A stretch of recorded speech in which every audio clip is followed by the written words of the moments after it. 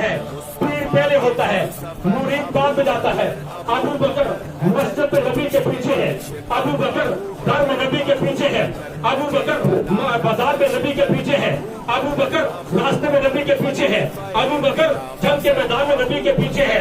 لیکن بڑی عجیب سی بات ہے, ساری زندگی میں یہ پہلی دفعہ ہے غار میں ابو بکر پہلے ہے اور نبی بعد میں ہے. اب تو مجھ سے پوچھ مولوی صاحب یہاں پر ابو بکر پہلے کیوں چلے گئے, نبی بعد میں کیوں گئے؟ بات یہ ہے کہ بھائی تم اور اپنے گھر کے اندر سب سے پہلے مہمان کو لانے کے لیے اپنے گھر میں صفائی کرتے ہو, اہتمام کرتے ہو, چادریں بچھاتے ہو, اس کے لیے اچھی خوشبو کا انتظام کرتے ہو. میرا مہمان آ گیا ہے, یہ تو وہ مہمان ہے, یہ تو دنیا اور آخرت کا دورہ ہے, یہ تو وہ مہمان ہے سارے نبیوں کا امام ہے, یہ تو وہ مہمان ہے جس کے لیے جنت سجی ہے, یہ تو وہ مہمان ہے جو عروج پہ ہے, یہ تو وہ مہمان ہے جو آسمان پہ گیا ہے, یہ تو وہ مہمان ہے جس کو نوازیں ملی ہے, یہ تو وہ مہمان ہے جس کو ساقی کوثر کہتے ہیں, یہ تو وہ مہمان ہے جس کو شاب محشر کہتے ہیں.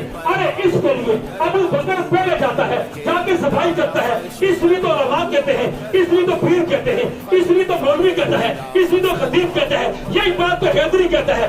اگر اپنے دل میں محمد کو لانا چاہتے ہو, محمد کے پیار کو لانا چاہتے ہو, محمد کے عروج کو لانا چاہتے ہو, محمد کے طریقے کو لانا چاہتے ہو, محمد کی سنت کو لانا چاہتے ہو, واللہ العظیم نبی سے پہلے ابو بکر کو اپنے دل میں لانا پڑے گا.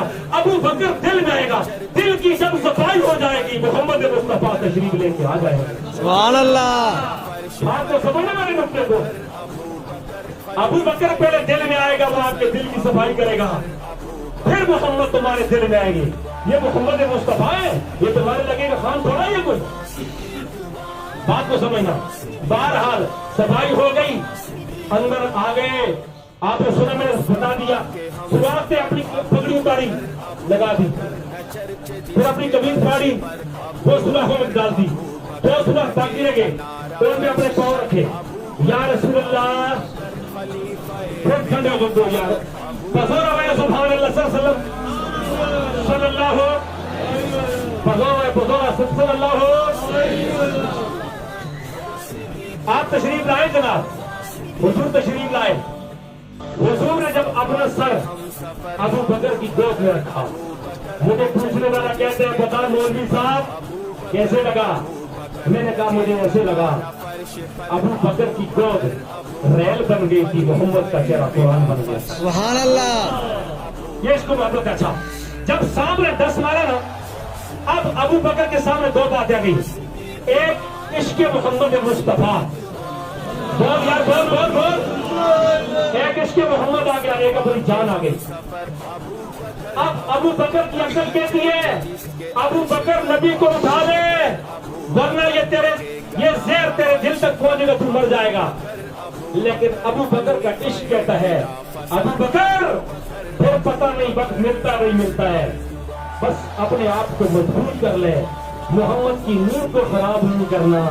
کیونکہ جب جبریل آیا تھا, آسمان سے جبریل آیا تھا, رب نے فرمایا اور جبرائیل بتا تو صحیح نا, تو میرے نبی کے پیچھے جا رہا ہے, کیسے بیدار کرے گا؟ کہنے لگا میں نام آواز دوں گا, میں کہہ دوں گا یا احمد یا محمد, آواز آئی نام نا, آج یا محمد اور یا احمد نہیں کہنا, یا اللہ پھر میں درود پڑھوں, اللہم صلی علی محمد پڑھوں, وعلی آل محمد پڑھوں, نہ یہ بھی نہیں کرنا. پھر اللہ تو بتا, نبی بھی تیرا, تو جانتا ہے اس کے لاڈ کو, تو جانتا ہے اس کے وقار کو, تو جانتا ہے اس کی بلندی کو, تو ہی بتا کہ میں کیسے اٹھاؤں. تو جناب جبریل سے حکم ہوا, اس کے تلووں کے پاس بیٹھ جا, اس کے پاؤں کو چومتا چلا جا. اگر یہ تیرے چومنے پر بیدار ہو جائے تو بیدار کر لینا, اگر نہ جاگے تو ساری رات چومتے رہنا, تو چومتے رہنا, تو مزہ لے لینا. حضرت جبریل آ کر کے پاؤں کی طرف بیٹھ گئے, چومنے لگے, چومتے چومتے جب میرے نبی کی آنکھیں کھل گئی, میرے نبی بیدار ہو گئے. ارے میرے نبی نے پوچھا جبریل یہ کیا حالت ہے؟ میرے قدموں میں ہے, آ کر کے بیٹھ گئے. چل باتیں بات میں کریں گے, اللہ نے کیوں بھیجا ہے, مقصد کیا ہے, مطلب کیا ہے, مفہوم کیا ہے, غرض کیا ہے, عنوان کیا ہے, باتیں پوچھیں گے. پہلے یہ بتا, تو نے میرے قدم چھومے ہیں, لوگ مجھ پہ پتھر برساتے ہیں, تو نے ایک یتیم کے قدم چھونے میں کیسا لگا؟ تو جناب جبریل کہتے ہیں نہ جنت میں دیکھا, نہ جنت کی گلیوں میں دیکھا, مزہ جو محمد کی دنیا میں دیکھا. سبحان اللہ. انتہائی معذور کرام. تو ابو بکر کو پتا چلا جناب کہ جبریل نے پہلے یہ کارنامہ تو کیا ہے, لہٰذا ابو بکر نے اپنی جان کو आहिस्ता आहिस्ता आहिस्ता ये ज़हर आगे की तरफ बढ़ता चला गया। अबू बकर बेसाख्ता हो गए, अबू बकर मदहोश हो गए, अबू बकर अपनी होशी खो गए। अब पता ही नहीं है कि मेरे साथ क्या हो रहा है। जब तकलीफ बढ़ गई, अपने जिस्म को मजबूत किया हुआ है, लेकिन आंखें फट पड़ती है। जब आंखों से आंसू निकलते हैं, ओ बरादरान इस्लाम, तुम भी मोहम्मद के इश्क़ में डूब जाओ, तुम मोहम्मद की इज्जत पे मर जाओ, अल्लाह तुम्हारी इज्जत करेंगे, तुम्हें ऊंचा कर देंगे। अबू बकर ने बर्दाश्त किया। अब जैसा बर्दाश्त किया वो बेख्याल हो गए। हुजूर सोए हुए थे, अबू बकर की आंख से आंसू निकलता है और सीधा मोहम्मद के चेहरे पे जाके टपक जाता है। सुभान अल्लाह।